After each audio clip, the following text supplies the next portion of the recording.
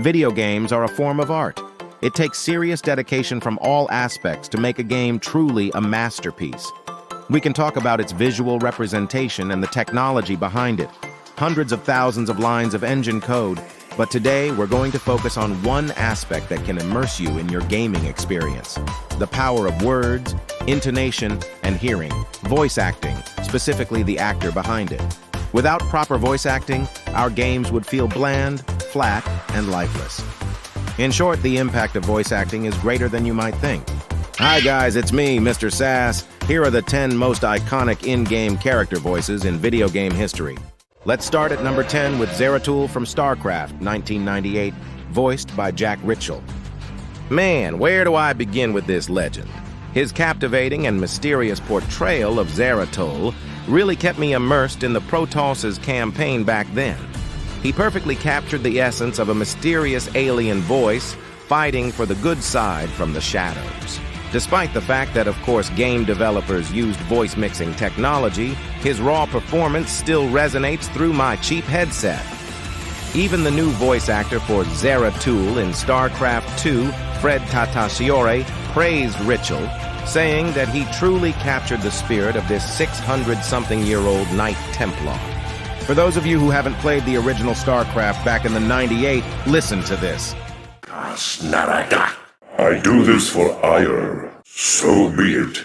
It will be done. Entaro Adun. It may be a matter of personal taste, but for those of you who lived in the StarCraft era and played it through and through, you can't deny that Zeratul's voice is truly something you must hear in the game. Moving on to number 9 with Merle Dandridge as Alex Vance from Half-Life 2. Let's be clear. I personally love the new Alex Vance voice actor, Ozioma Akaga.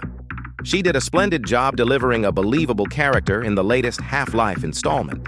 However, the way Merle Dandridge captures the soul of a smart and agile sidekick in Half-Life 2 is impeccable. You should realize that half of the game lacks soul without any other NPC talking to you, since your character, Gordon Freeman, is mute. So in other words, as your sidekick, Alex's character is not only meant to assist you in fighting the Combine, monsters, zombies, and whatnot, but also to help you immerse yourself in the apocalyptic world of Half-Life 2. And let me say it again, it is a job well done. You can talk to yourself while playing as Gordon Freeman, pretending you can talk and whatever, but let's be honest. The moment Alex Vance enters your screen is the moment you've been waiting for since the original Half-Life back in 1998. Dr. Freeman, I presume. And number 8 is Aribeth de Tilmarand from Neverwinter Nights, 2002, voiced by Wendy Lee. At this point, I suspect that most of you already know what this game is, but for those who haven't got a clue, Neverwinter Nights is an RPG game based on the rules of Dungeons & Dragons, where you must roll some dice for any action you take in the game. We have Baldur's Gate 3 now, which perfected the formula to some extent. But let's get back to Aribeth. This main protagonist-antagonist character is really something else. I would call her the Anakin of the D&D universe. Yeah, whatever. Long story short, her lover is accused, found guilty, and executed by the king. Spoiler alert. She turns evil towards the end game because of this event. My point is, voicing a character that is so complicated, having 2 different personalities, is not an easy job. Moreover, Wendy Lee really captures the soul of this character and makes you sympathize with her fate. Poor Aribeth. She was hot, but yeah, kinda sad. And number 7 is Michael Davis Sorvino as Thomas Angelo from Mafia, 2002. There was a time when playing an open-world adventure game felt like a dream. The magical charm of this game still lives in my core memory. Back then, when you wanted to immerse yourself in an organized crime-themed video game, you simply couldn't find anything better than Mafia. First, let's talk about Thomas Angelo. You guys know the story, right? From his early days as a cab driver to his reluctant involvement in the criminal underworld, Tommy's journey is one of complexity, redemption, and ultimately, self-discovery. Throughout the game, we witness Tommy's transformation from an outsider to a central figure in the organized crime saga. It's a cliché in most underworld stories, I get it. But things get interesting when you realize that Sorvino can make Tommy's character come alive through his excellent voice acting. He captures the reluctance, but somehow still seems greedy to move up in life. When I opened the envelope, I almost had a heart attack. There was more than it would cost to do the repairs. But I didn't for a minute think about their offer. I didn't want to join some criminals, even if they had all the money in the world. It's better to be poor and alive than rich and dead, right? The prospect of Salieri's dell wasn't so terrible. So like I always say, better to die young and loaded. Combined with a great musical score and photorealistic graphics, nobody in their right mind would ever call Mafia just a game. Number 6 is Max Payne series, 2001 to 2012, voiced by James McCaffrey. Who can forget the noir theme of Max Payne? Well, okay, I admit the third installment is somewhat a disappointment compared to the previous entry, but still. The way James McCaffrey brings Max's character to life is really something I couldn't forget even to this day.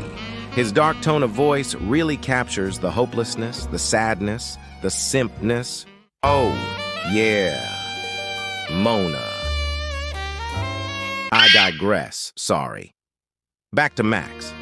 As heroic as you might feel when you play this character, since he can slow time just like Neo from The Matrix, you can't help but notice that Max is really fragile and hanging on by a thread of his sanity. And it doesn't help either that he is in love with the wrong girl. Mona, wait. Stop. This is love. Next is number 5, Big Smoke from GTA San Andreas, 2004, voiced by Clifton Powell. I think it is safe to say that GTA San Andreas is one of the most beloved and influential video games of all time. Say anything you want about this game, but the facts remain that it is still one of Rockstar's most successful games, with 21.5 million sales. One of the factors that made GTA San Andreas we all love today is, of course, the voice acting. It's true that young Melee really captured the soul of our main protagonist, CJ, and let's not forget Samuel Jackson's Officer Tenpenny. They're all great, but for me personally, it's Big Smoke who delivers the villain we deserve. Big Smoke's character is truly something I could hope for from a sneaky type of villain. His charm, charisma, and boldness are all captured perfectly by Powell. Not just that, as you might have noticed, Big Smoke has a unique, heavy, coarse voice, which makes his voice really stand out among others. I mean, let's be real, no gamer is ever going to forget this. I'll have 2 number 9s, a number 9 large, a number 6 with extra dip, a number 7, 2 number 45s, 1 with cheese, and a large soda.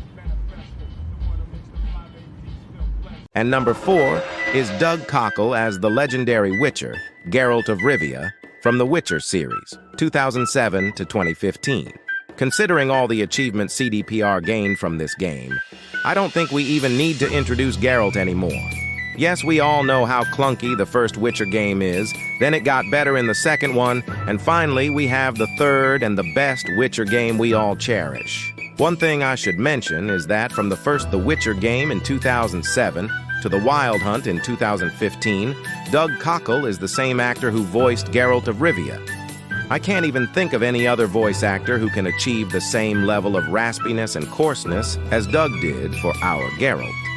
Even Henry Cavill, who portrayed the same character for Netflix's The Witcher series, admitted that he was somewhat inspired by the voice from the game. Too bad that series seems about to die. Oops. Anyway, moving on to number 3 is Garrett from Thief series, 1998 to 2014, voiced by Steven Russell. To my memory, the Thief series ended with the 3rd installment in 2004. I don't want to talk about the 4th, and I will never consider it as canon. There, I said it. And now, we're going to specifically talk about the 3rd one, the best one. For those of you who grew up playing the series, we do know that a game like Thief was a rare commodity back then. Unlike today, where every type of game tries to inject some stealth elements into it, Thief stays true to its title. You play the game as a simple thief, sneaking in the dark, stealing gems, coins, and anything valuable, and before you know it, you're tangled up in its conspiracy theory story, dark and captivating medieval era, unique and horrifying encounters, secrets, magic. Man, I can't tell you how magnificent and underrated this game is. All these charms are perfectly narrated by your main character as you progress through the story. Garrett isn't really a hero who wants to save the day. He is a thief. That's how low your character was set by the game. He just doesn't care and is just trying to get himself rich, well, at first. While not as raspy as Geralt of Rivia, Garrett's voice aligns perfectly with the thief world, as Stephen Russell played his voice with a level of mysteriousness, a lack of empathy, wit, and added a sprinkle of charm. And a street named after them. They've got a lot of wealth, and a nasty reputation for turning on each other. Based on that conversation I overheard, Julian is definitely carrying on the family tradition. And the number 2 spot goes to none other than Sam Fisher, voiced by Michael Ironside, from the Tom Clancy's Splinter Cell series 2002 to 2010. I have a lot of things to say about the modern Ubisoft releases. Maybe we can discuss it in another video, but never have I wanted to belittle the Tom Clancy's Splinter Cell series, specifically from the pre-Blacklist era. Aside from how novel and unique the first 5 installments were, it was Michael Ironside's portrayal of Sam Fisher that truly brought the character to life. With a voice that exuded authority, determination, and a hint of world-weary wisdom, Ironside's portrayal made Sam Fisher more than just a character. He became an icon. As we reflect on the legacy of Michael Ironside's portrayal of Sam Fisher, it's clear that some voices in gaming transcend the screen. And in the case of Sam Fisher, Michael Ironside's voice immortalized a character that will forever hold a special place in my heart. Didn't anyone ever tell you that spelunking is dangerous? Oh no! You're going to kill me, right? Only if you say the word monkey. Mr. Michael Ironside, sir. If you happen to be watching this, I sincerely hope you get well soon and can continue your awesome work. Finally, the number 1 is Niko Bellic from GTA 4, 2008, voiced by Michael Hollick. To me, Niko Bellic is not just a character. He's an embodiment of complexity, raw emotion, and depth. In the gritty world of Grand Theft Auto 4, Niko's journey is one of life, adventure, survival, and the pursuit of the American dream. Niko's Eastern European origins and his struggles in the criminal underworld are brought to life with an authenticity that resonated with us, the players. Hollick's ability to infuse each line with the right blend of emotion, vulnerability, and determination elevated Niko Bellic's character to iconic status. War is where the young and stupid are tricked by the old and bitter into killing each other. But as you guys probably know, I think we won't get to hear more from this iconic voice anytime soon, because of the feud between Hollick and Rockstar. But yeah, it is what it is. We can only hope we could hear him again on GTA 6, but I just don't want to get my hopes up. And that's it for today, guys. Those were the 10 most iconic in-game character voices in video game history. Leave us a comment, let us know what you think. If you enjoyed this kind of video, please hit the like button and don't forget to enable notifications. If you haven't subscribed yet, doing so would be a great help for us in growing this channel. Have a nice day and thank you for watching.